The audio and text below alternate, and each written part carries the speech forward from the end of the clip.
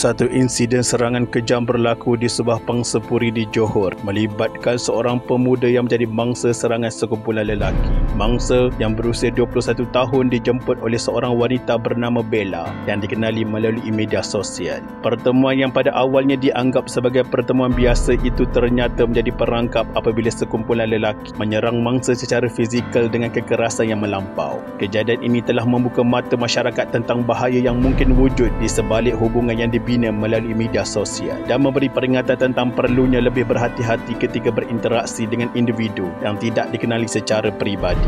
Ikuti kisah ini.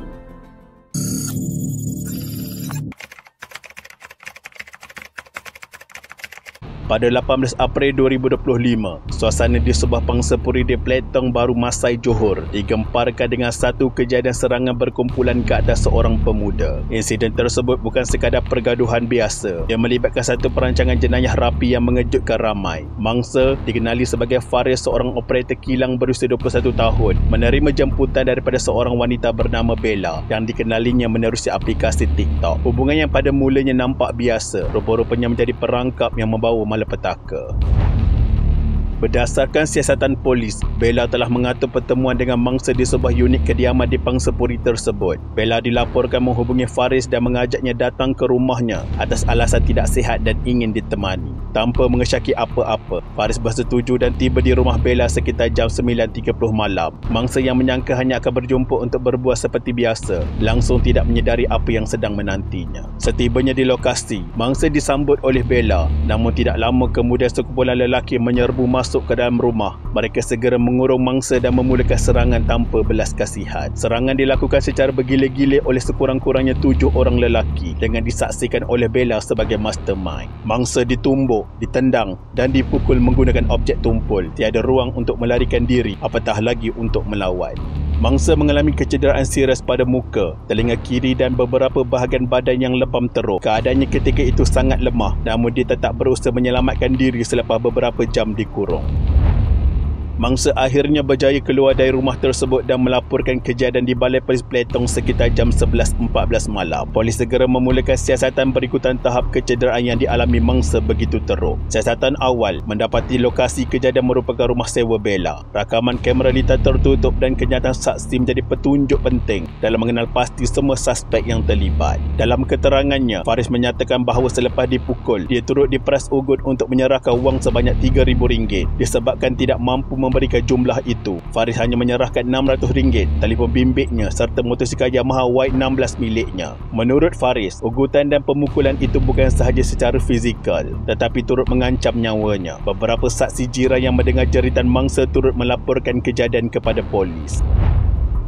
Pada 21 April 2025, tidak sampai 48 jam, sekitar jam 2.30 pagi, pihak polis berjaya menahan kesemua 8 suspek termasuk Bella di sekitar kawasan Seri Alam dan Masai. Kesemua mereka berusia antara 19 hingga 26 tahun. Amat mengejutkan, 5 daripada mereka mempunyai rekod jenayah lampau, termasuk kesalahan berkaitan dadah dan jenayah kekerasan. Ini menunjukkan mereka adalah individu yang sudah biasa dengan jenayah. Lebih memburukkan keadaan, hujan air kencing mendapati 4 daripada mereka positif dadah jenis metafetamin, menandakan pengaruh bahan terlarang mungkin menjadi punca tingkah laku ganas mereka. Kesemua suspek telah direman selama 6 hari untuk membantu siasatan di bawah Seksyen 342 Kanun Kesesaan Kurungan Salah, Seksyen 324 Mendatangkan Kecederaan dan Seksyen 385 Ugut Jenayah.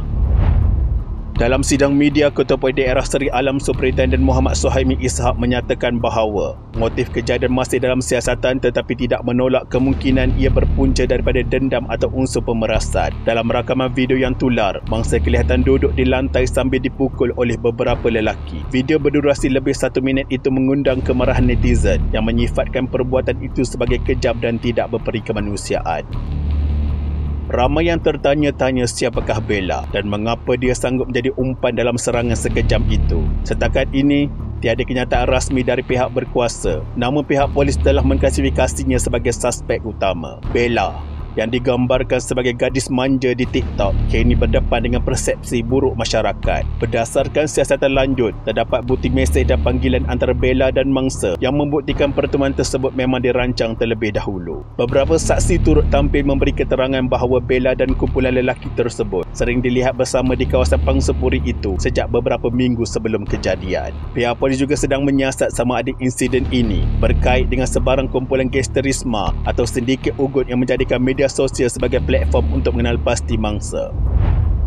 Kes ini membuka mata masyarakat tentang bahaya mempercayai individu yang hanya dikenali di media sosial. Ramai yang terpedaya dengan penampilan dan kata-kata manis tanpa menyedari risikonya. Kecaman terhadap Bella mula memuncak apabila wajahnya dipercayai telah dikenal pasti oleh netizen melalui perkongsian video yang tular. Walaupun pihak polis belum mengesahkan identiti tersebut secara rasmi, keluarga Faris turut meluahkan rasa kecewa dan tidak menyangka perkenalan anak mereka di media sosial berakhir dengan tragedi. Netizen menyuarakan simpati terhadap Faris dan mengecam tindakan kejam yang dilakukan oleh kumpulan tersebut.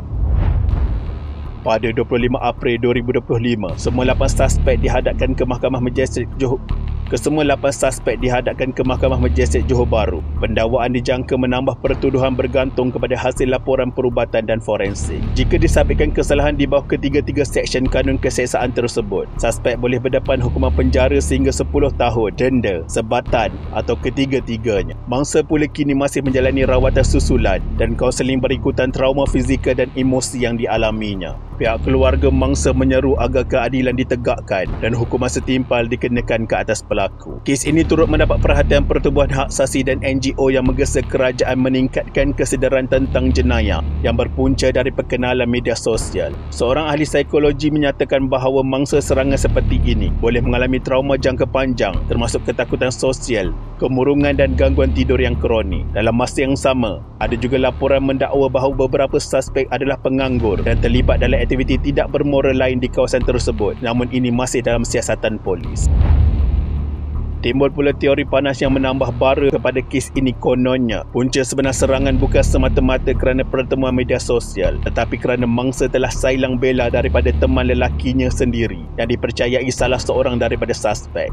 Jika benar, ini bukan sekadar kes pukul, tapi kisah cinta tiga segi yang bertukar menjadi dendam berdarah. Bella dikatakan sudah rapat dengan mangsa, menyebabkan teman lelakinya naik hantu dan menggerakkan gengnya untuk mengajar si perampas. Malangnya, ego lelaki yang tercabar dicampur pula dengan akal singkat akhirnya menjadikan seorang gadis sebagai umpan dan seorang pemuda hampir hilang nyawa. Jika semua ini demi rebut perempuan, maka jelaslah mereka bukan mempertahankan maruah tetapi mempertontonkan kebodohan secara berjemaah.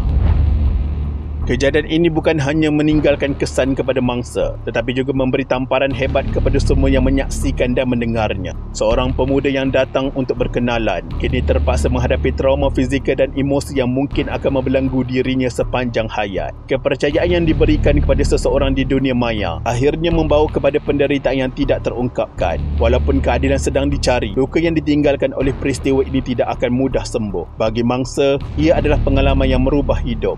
Namun kita semua juga harus merenung sejauh manakah kita akan terus mempercayai dunia yang penuh dengan tipu daya, di mana sebuah pertemuan mesra bisa berakhir dengan derita yang tiada taranya. Allah sedang menunggu taubat kita semua. Sekian, terima kasih.